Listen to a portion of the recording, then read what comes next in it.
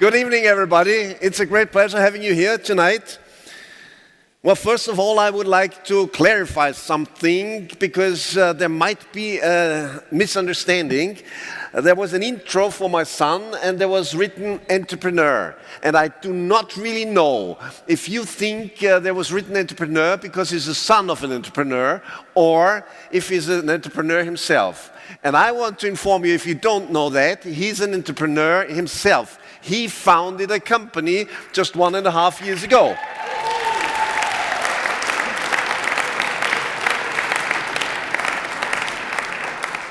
And he managed to get pre-seed and seed financing in one round. Because, but on the other hand, I hope you allow me to say, the investors are still family, friends, and fools. Anyway, I keep my fingers crossed for his venture. You know, normally startup founders, and that's my experience, and of course I also founded one or the other, but primarily out of corporate, do not really like to get advices, especially if there are family members. Therefore, I normally refrain from giving advices, and just when he comes and says, Dad, could you give me a hint? I'm going to do that. So good luck to you, Jacob.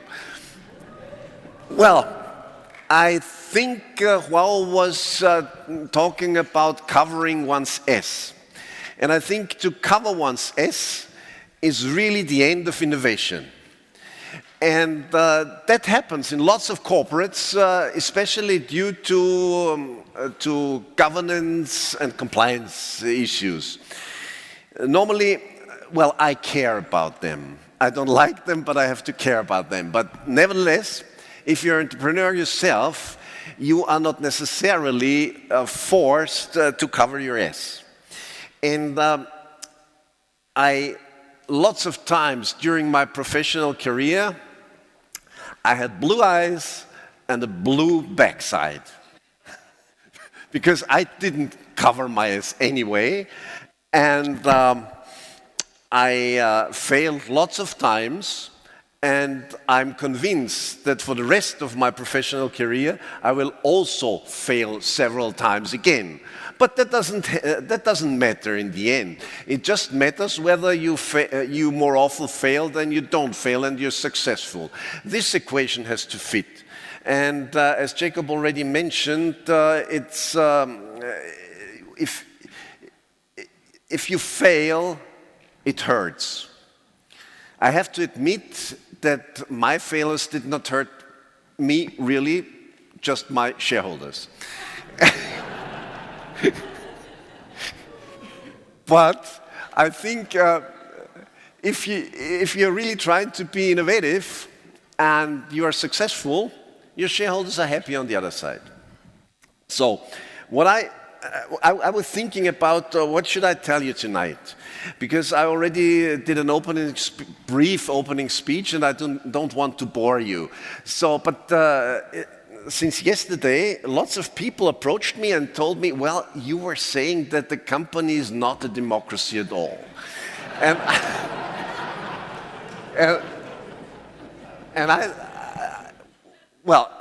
sometimes my brother, who is in the board with me, says, well, you are a dictator. And I say, no, I'm not. But there has to be someone, and that applies for a startup in the same way as for a corporate, who takes in the end the responsibility and who is accountable for everything.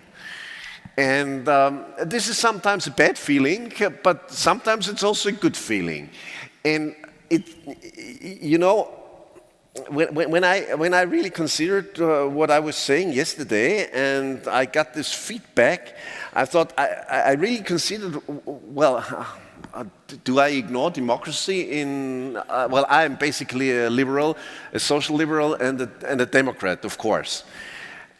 Therefore, I can't get along with lots of governments today.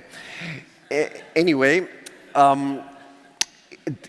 do I behave differently in the company? There will be some people saying, yes, of course, you behave different in the company. And some will say, it's okay what you're doing. And I think the most important thing in leadership and in decision processes is not whether you decide at the end of the process, but how you go along the process. Whether you include lots of people and you ask for what they are thinking about, if you integrate them, if you honor what they contribute. I think that's the important thing. It's not the important thing at the end who takes the decision.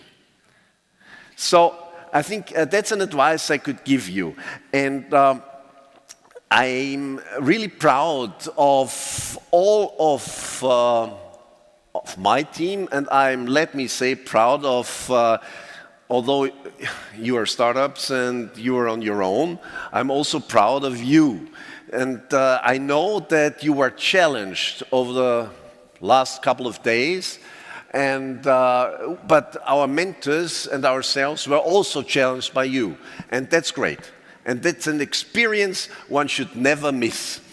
So I'm curious to get to know who will be the winners tonight.